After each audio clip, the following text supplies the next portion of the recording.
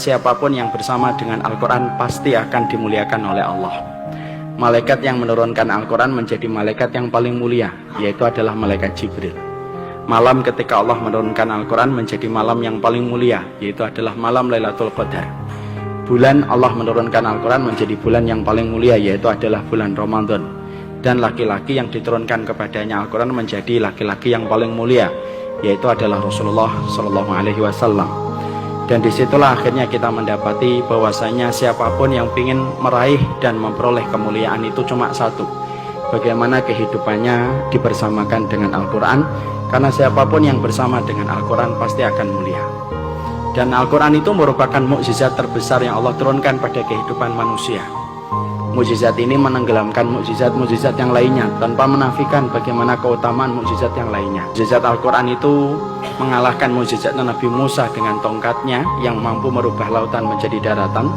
Mukjizat Al-Quran itu mampu mengalahkan mukjizatnya Nabi Sulaiman yang mampu berbicara dengan semua binatang, dan mampu mengalahkan mukjizatnya Nabi Ibrahim yang kebal ketika dibakar. Karena semua mukjizat para nabi dan mukjizat para rasul itu hilang bersama dengan wafatnya mereka. Adapun mukjizat Nabi Muhammad, walaupun dulu saya ketika waktu kecil suka bingung kenapa mukjizatnya Rasulullah itu hanya Al-Quran, tapi ternyata baru saya tahu, ternyata Al-Quran itu bukan hanya mukjizat, tapi mukjizat yang paling besar. Karena mukjizat para nabi dan para rasul itu hilang seiring dengan wafatnya mereka, tetapi mukjizatnya Nabi Muhammad itu tidak hilang walaupun Rasulullah sudah meninggal dunia. Efektivitasnya itu tetap berlangsung mukjizat itu sampai nanti matahari terbit dari arah barat.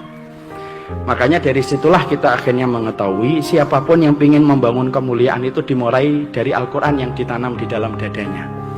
Makanya kalau kita mendidik hari ini harus kita rubah paradigmanya, bahwasanya pendidikan pertama itu bukan matematika, pendidikan pertama itu bukan fisika dan bukan bahasa Inggris. Tapi bagi kaum yang beriman kepada hari akhir, ketika telah mengimani semua perkataan Rasulullah, pendidikan pertama dalam kehidupan anak itu adalah Al-Quran. Karena Al-Quran itu apabila telah hidup pada kehidupan seseorang, maka sesungguhnya mukjizat itu sudah ada di dalam dada anak itu. Dan kalau mukjizat itu sudah hidup dalam dada seseorang, maka Allah itu tidak punya alasan untuk tidak menolong orang yang di dalam dadanya itu ada Al-Quran.